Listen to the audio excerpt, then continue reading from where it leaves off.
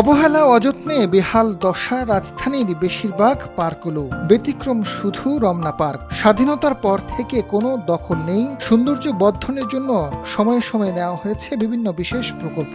রক্ষণাবেক্ষণে রয়েছে শতাধিক কর্মকর্তা কর্মচারীও। পার্কটি রক্ষণাবেক্ষণের জন্য গণপূর্ত অধিদপ্তরের 4টি বিভাগের আনসার সদস্যদের বিশাল টিম দায়িত্ব পালন করছে, কারণ এই পার্কটি মন্ত্রীপাড়ায় অবস্থিত।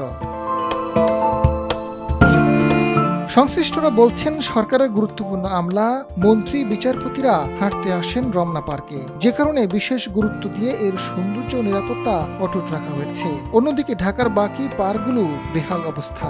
সরকারের সদিচ্ছার অভাবেই সেগুলো অবহেলায় ফেলে রাখা হয়েছে। ঢাকার ফুসফুস খ্যাত রমনা পার্ক প্রায় 70 একর জায়গা জুড়ে অবস্থিত। এটি মোগল আমলে প্রতিষ্ঠিত। ব্রিটিশ আমলে এই উদ্যানকে আধুনিক নগর পরিকল্পনার চাহিদা অনুযায়ী পার্কের রূপ দেওয়া হয়। পরবর্তীতে পাকিস্তান আমলে এবং স্বাধীনতার পর ঢাকার গুরুত্বপূর্ণ পার্ক হিসেবে বিবেচিত হয় রমনা। এ পার্কের 3 দিকেই মন্ত্রী, সংসদ সদস্য, বিচারপতি ও সচিবদের বাসভবন দিয়ে ঘেরা। একপাশে হোটেল ইন্টারকন্টিনেন্টাল, বেসরকারি আবাসন ও গুরুত্বপূর্ণ হাসপাতাল এবং ঢাকা বিশ্ববিদ্যালয় রয়েছে। রমনা পার্কের সার্বিক নিরাপত্তার জন্য 35 আনসার সদস্য নিয়মিত দায়িত্ব পালন করেন। সার্বক্ষণিক সিসি ক্যামেরার মাধ্যমে পার্কটি তত্ত্বাবধান করা হয়ে থাকে। বাগান পরিচর্যার জন্য 30 জন মালি ও পার্ক পরিষ্কার পরিচ্ছন্ন রাখার জন্য 20 জন পরিচ্ছন্ন কর্মী সার্বক্ষণিক দায়িত্ব পালন করেন।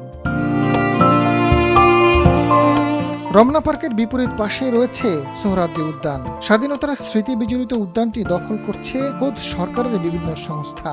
একাংশে শাহবাগ থানা, অন্য পাশে শিশু পার্ক, ভেতরে স্বাধীনতা স্তম্ভ, আনসার ভবন ইত্যাদি প্রকল্প উদ্যানটিকে আর উদ্যানের অবস্থানে রাখেনি। নিরাপত্তা ব্যবস্থা ও বাউন্ডারি না থাকার কারণে পুরো উদ্যানটিতে রাতের বেলায় হয়ে ওঠে মাদকের আসর। দিনের বেলায় হকার আর ছিন্নমূল মানুষের দখলে থাকে উদ্যানটি।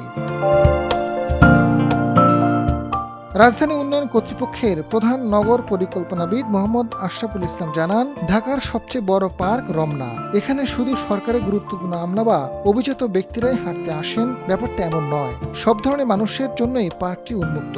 তবে এটি সবচেয়ে বড় হওয়ার কারণে সরকারি তত্ত্বাবধানে পরিচালিত হয়। একই সঙ্গে ঢাকার অন্য পার্ক যে নীতিমালা মেনে চলার কথা, সেই নীতিমালাগুলো পরিপালন হয় না। অন্য পার্কগুলোর চিত্র ভিন্নতার কারণে নিয়ন্ত্রণ করাও সম্ভব হয় না।